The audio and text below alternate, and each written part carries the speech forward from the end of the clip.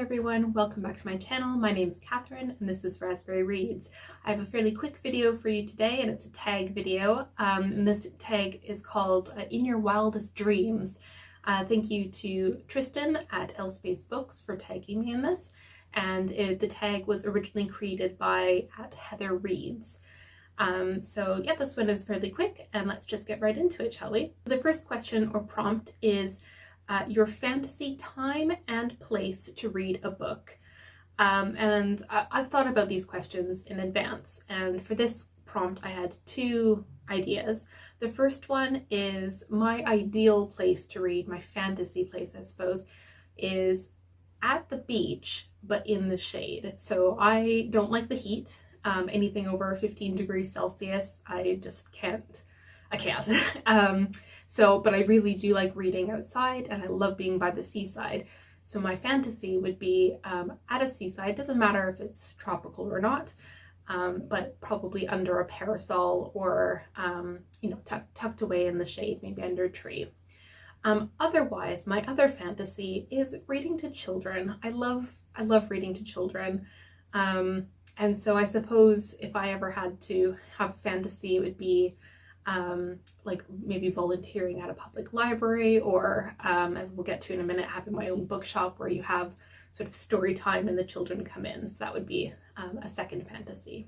The second prompt is to describe your fantasy personal library.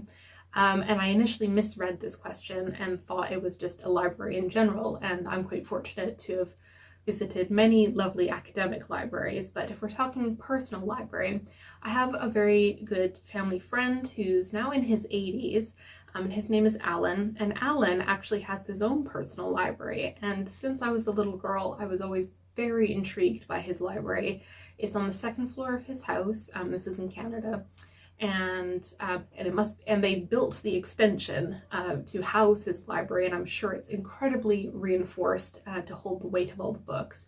But he has nothing too ostentatious. It's just loads of the like Billy bookcases from IKEA, the standard bookcases, all around, the extra height ones as well, all around the room, and some sort of sticking into the room, sort of to kind of partition it.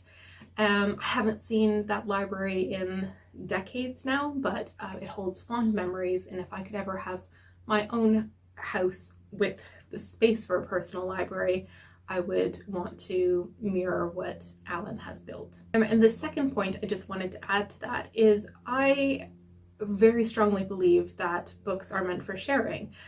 So I always feel a little bit uncomfortable by the term personal library, because I like to receive secondhand books or books that people want to gift to me, and then equally I like to share my books with other people.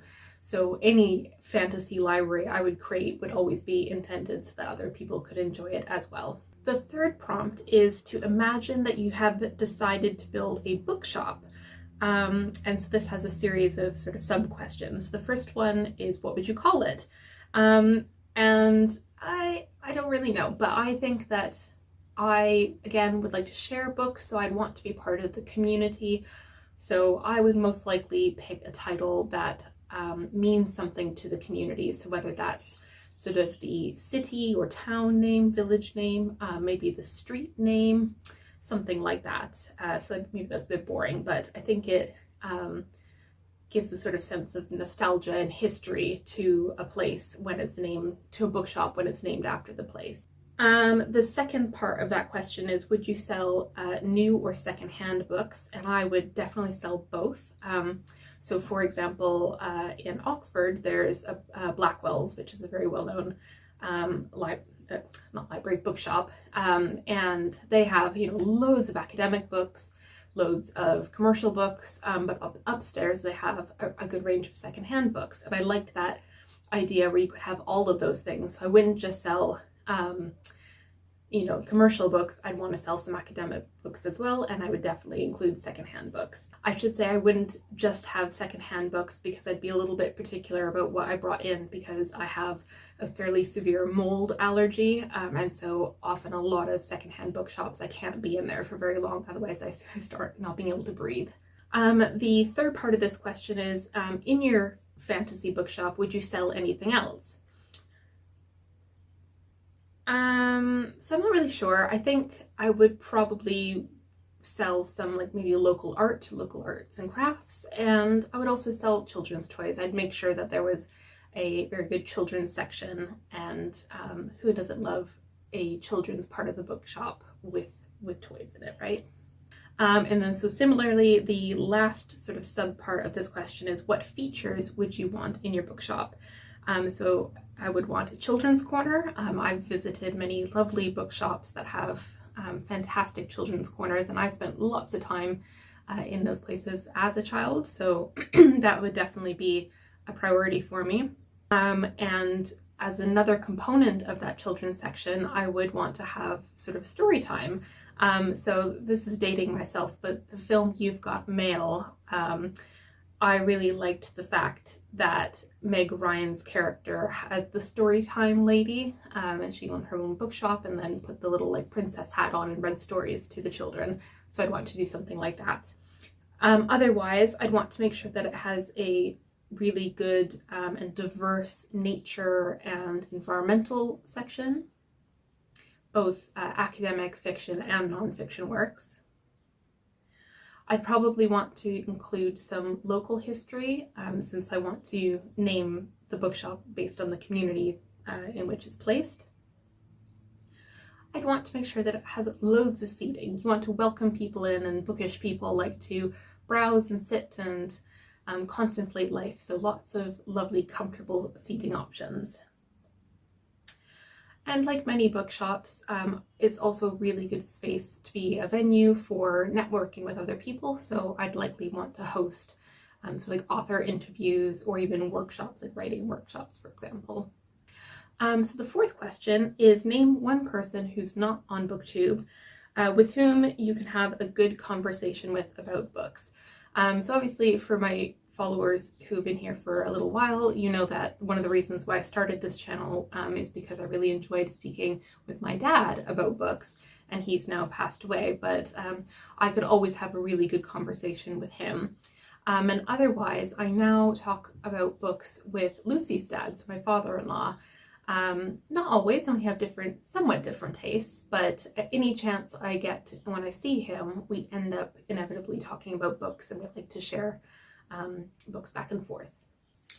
The fifth question is, if you won $1 million, insert your currency here, so £1 million, and you could only spend it on books or book related things, what would you spend it on?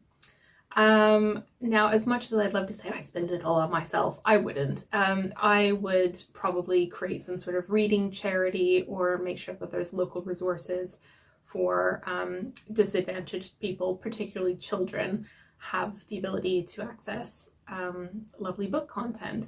When I was a teenager, I volunteered for a whole summer at a charity called Reading Racers, and it was basically helping sort of kindergarten reception kiddos, maybe a little bit older, who were behind in their reading to learn how to read a little bit more.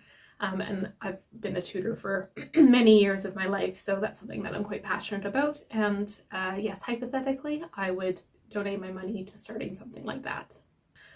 And the last prompt is simply to tag some other people. So I'm going to tag Ellen at Ellen Made Books, or Ellen Made Book Club, can't remember her title name. Marianne Drea Belmont, and Daniela at Uncommon Reader. And I'll also tag Jolene at Bookworm Adventure Girl. So yeah, that's it from me today. A very straightforward tag video for you, short and sweet. If I haven't tagged you and you want to do this video, by all means, please do so. Or you could just put your responses in the comments below. I'd love to hear from you. And that just leaves me to say that I hope you're well. I hope you're enjoying the sunny weather if you have it. We are having some gorgeous weather today. And I will see you soon in a new video. Take care. Bye.